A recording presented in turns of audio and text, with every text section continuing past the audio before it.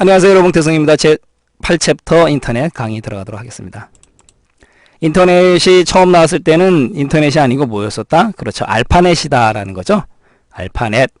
군사적인 목적이었다라는 거고, 언제요? 1969년도. 그 다음에 이제 TCP/IP 그러면 트랜스미션 컨트롤 프로토콜, 인터넷 프로토콜의 약자인데, TCP/IP 그러면 인터넷 표준 프로토콜, 이렇게 머릿속에 넣어두시면 돼요. 별거 없고. 인터넷 뭐예요? 세계적인 네트워크, 지구촌 통신망, 이렇게 알고 계시면 되는 거고, 인터넷 모르시는 분 안 계시겠죠?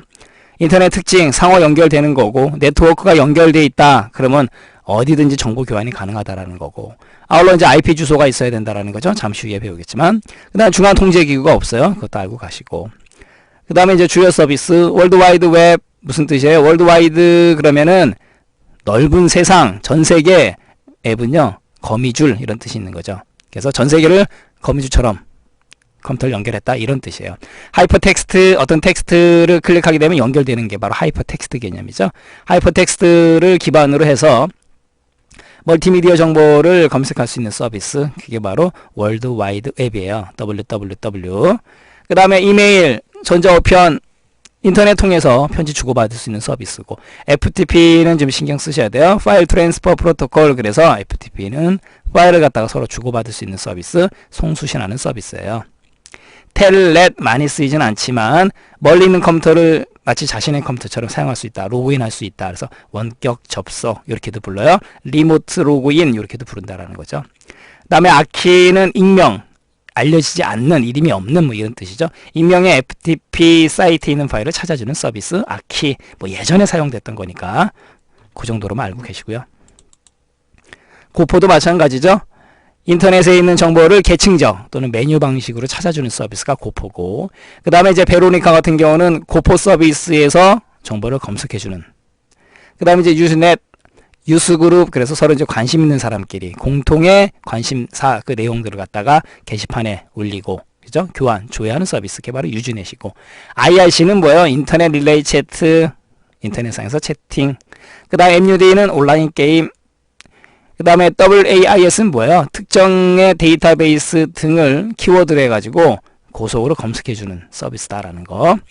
그 다음에 이제 인터넷 주소 체계는 좀 중요하죠. IP 주소는 뭘로 돼 있다? 숫자로 구성이 돼 있어요. 우리 사람으로 친다면 주민등록번호입니다. 됐죠? 그래서 IP 버전 4가 32비트로 구성이 되는 거고, IP 버전 6는 128비트예요. 요거 숫자적인 개념 좀 신경 쓰시고, 그 다음에 이제 도메인 네임은 뭐냐면, 우리 사람도 주민등록번호 부르지 않잖아요. 이름을 주죠? 바로 그겁니다. 주소 대신에 사용자가 이해할 수 있게끔 문자로 표현한 거, 그게 바로 도메인 네임이에요. 됐죠? 우리 사람으로 친다면 이름이고, IP 주소는 주민등록번호고, 그 다음에 중요한 건 DNS예요. DNS라는 건 뭐냐면, 아까 IP 주소는 뭐? 숫자, 도메인 네임은 문자, 그죠? 그래서 도메인 네임을 컴퓨터가 인식할 수 있는 IP 어드레스로 변환해주는 체제, 그게 바로 DNS, 도메인 네임 시스템 또는 도메인 네임 서버, 이렇게 부르는 거죠. 조심하시고요. DNS. 그 다음에 URL, 유니폼 리소스 로케이트. 유니폼 그러면 우리 회사에서 입는 또는 그 유니폼, 맞아요. 교복도 유니폼이죠. 한결같은 그런 뜻이 있어요. 그래서 정보가 있는 위치, 로케이터 위치를 같은 형식으로 나타내 준다. 그래서 유니폼. 그래서 인터넷에서 정보의 위치를 알려주는 표준 주소 체계, 바로 이 표준 개념이 바로 유니폼이라고 생각하시면 돼요. 그래서 표준 주소 체계를 우리 URL이라고 불러요. 그것도 좀 조심하시고요. 그룹에는 그룹이 무슨 의미가 있어요? 단체. 그렇죠? 웨어라는 건 제품. 그래서 단체에서 사용하는 제품이다. 그런 의미로 생각하시면 돼요. 그래서 여러 사람이 공통의 업무를 수행하는 데 있어서 공동으로 사용하는 프로그램이다라는 거죠. 그래서 회사 같은 데서 결제를 올린다거나 또는 서로 업무를 갖다가 메신저를 통해서 주고받는다거나 그런 업무를 갖다 할 수 있게끔 도와주는 프로그램이 바로 그룹웨어예요. 그래서 마이크로소프트사에서 만든 익스체인지라든가 넷미팅 이런 것들이 있었다라는 거고, 그 다음에 플러그인이라는 건 뭐냐면 브라우저 자체가 어떤 기능이 없어요. 그래서 어떤 부가적인 기능을 실행할 수 있게끔 도와주는 프로그램, 그게 바로 플러그인이에요. 예를 들면 아크로벳 리더라든가 퀵타임, 그다음에 리얼 플레이어, 윈도우 미디어 플레이어 이런 것들이 있다는 얘기죠. 하지만 이제 브라우저가 성능이 좋아짐에 따라서 플러그인 프로그램들은 줄어드는 거죠. 그 다음에 플락시 서버, 플락시, PR로 XY, 플락시가 대리의, 대신하는 이런 뜻이 있어요. 그래서 클라이언트 요구하는 거죠. 서버 한번 써봐라로 주는 사람이죠. 클라이언트와 서버의 중간에 아까 대리라는 의미가 있다고 말씀드렸듯이 중간에 클라이언트 요구에 응답하는 대리 서버, 대리 나왔네요. 그래서 패킷을 전송하기 전에 검사를 수행하기 때문에 조심하실 건 외부의 침입으로부터 네트워크를 보호하는 역할도 있다라는 거. 그 다음에 캐시, 플럭시 캐시 기능으로 속도를 향상시킬 수 있다. 캐시라는 개념은 중간에서 은닉 장소 개념, 그죠? 우리 캐시 메모리 주중에 캐러 가자 기억나시죠? 전자계산기 일반 시간에 배운 거. 그래서 프락시 서버가 캐시 기능도 있다라는 거 알고 가시고요. 그 다음에 HTML 하이퍼텍스트 어떤 텍스트를 클릭했을 때 하이퍼 연결되는 개념이죠. 하이퍼텍스트 마크업 랭귀지 약자 HTML 뭐예요? 웹페이지를 작성하기 위한 언어죠. HTML. 그 다음에 SGML부터 가겠습니다. 스탠다드 제너럴라이즈드 마크업 랭귀지 약자인데 스탠다드 요거 하나 신경 쓰세요. 문서의 내용이나 구조를 정의하는 국제 표준 언어다라는 거. 아울러 이제 XML은요. 이 X가 extensible 확장한 이런 뜻이 있어요. 그래서 마크업 랭귀지가 확장됐다 이런 뜻인데 차세대 인터넷 언어로서 방금 전에 말씀드린 SGML의 복잡성과 HTML의 단순함을 개선한 언어 바로 XML, Extensible Markup Language. 얘도 좀 같이 알고 가시고요. 커먼 게이트웨이 약자 CGI. 커먼 일반적인 게이트웨이는 뭐예요? 관문이죠. 관문. 들어가는 문. 그래서 일반적으로 게이트웨이 연결되는 인터페이스다. 그렇게 생각하시면 돼요. 그래서 웹서버가 있고요. 그 다음에 웹서버가 있으면 그 반대 개념, 바깥쪽 개념이 있겠죠. 그래서 외부 프로그램 간에 뭘 하기 위한 거예요? 데이터를 교환하기 위해서 사용되는 개념. 그게 바로 CGI, Common Gateway Interface예요. 그 다음에 이제 VRML인데 버추얼은 가상이죠. 우리 가상 메모리 할 때 그 버추얼이에요. 그래서 버추얼 리얼리티 그러면 가상현실이죠. VR 그것도 용어가 따로 있는데 여기서는 모델링 랭귀지 마크업이 아니고요. 조심하셔야 되죠. 그래서 3차원 가상 공간을 표현하기 위한 언어 랭귀지다. 버추얼 리얼리티 모델링 랭귀지 조심하시고 마크업이 아니고요. 자, 미러 사이트인데 미러가 무슨 뜻이 있어요? 거울이죠. 거울. 그래서 다수의 사용자들이 한꺼번에 몰려서 서버가 다운되겠죠. 그걸 방지하기 위해서 같은 내용을 여러 사이트에 복사 뭐예요? 거울처럼 미러. 그래서 같은 내용을 여러 사이트에 복사 이게 가장 큰 키워드예요. 다수의 사용자가 분산되게 하고 보다 빨리 자료를 갖다 검색할 수 있게끔 해주는 사이트다. 바로 미러 사이트. 이건 조심하시고요.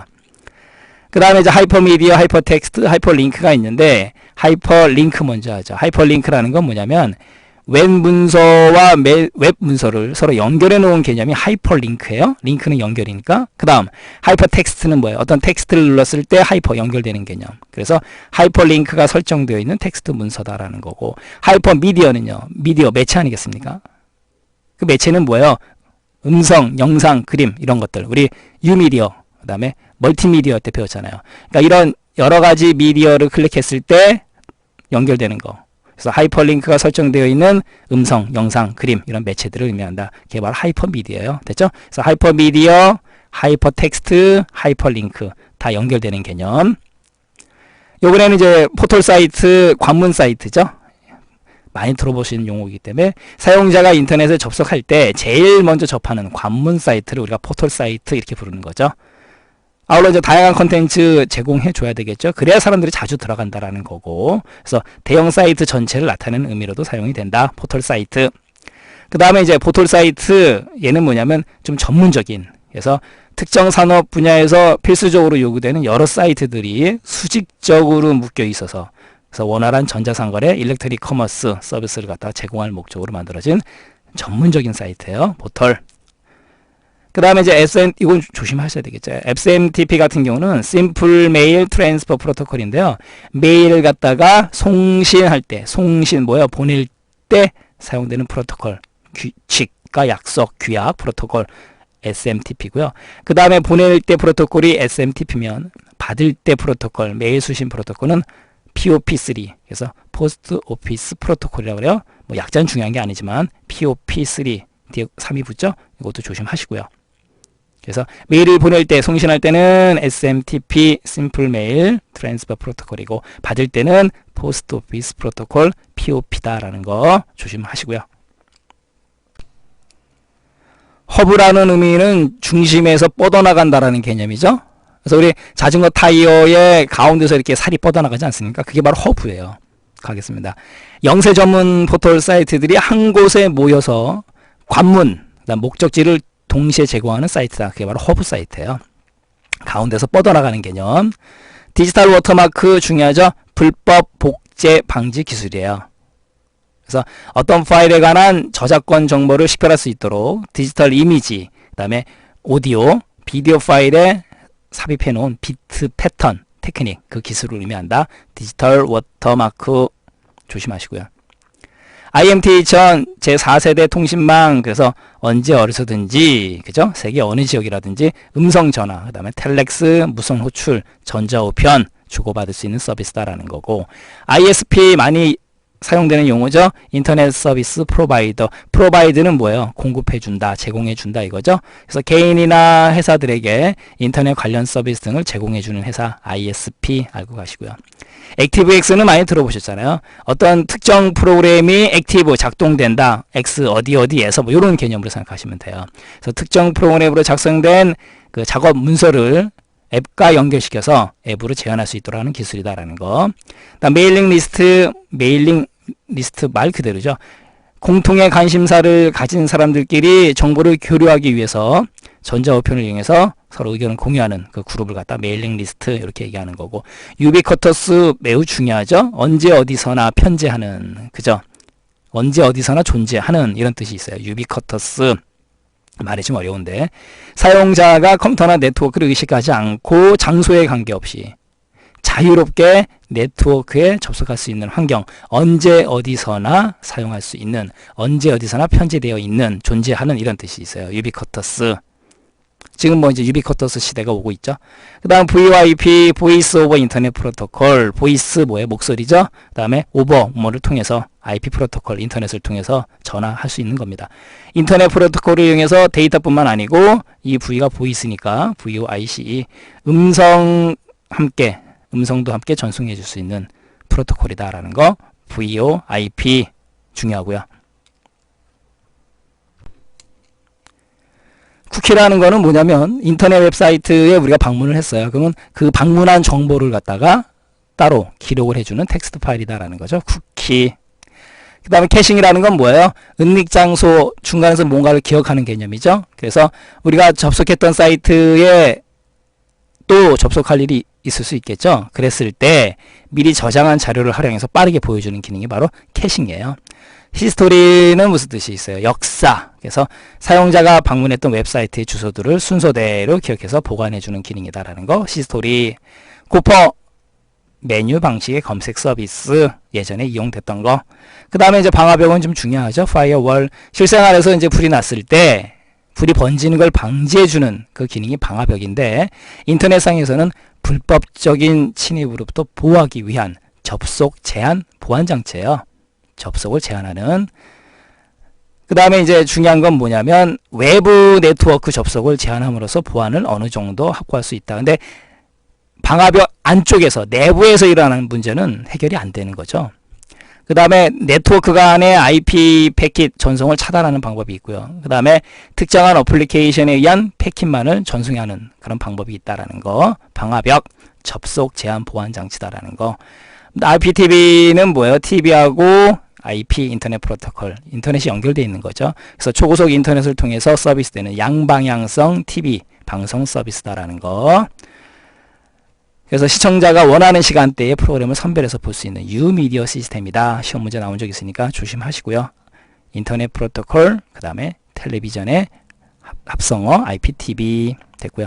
그 다음에 FTTH 뭐냐면 Fiber to the Home. 그럼 뭐예요? 집까지 광섬유 케이블이 연결된다라는 뜻이에요. 그래서 인터넷을 사용하는 집 안까지, 그래서 to the home, 광섬유를 설치해주는 초고속 인터넷 방식이다라는 거.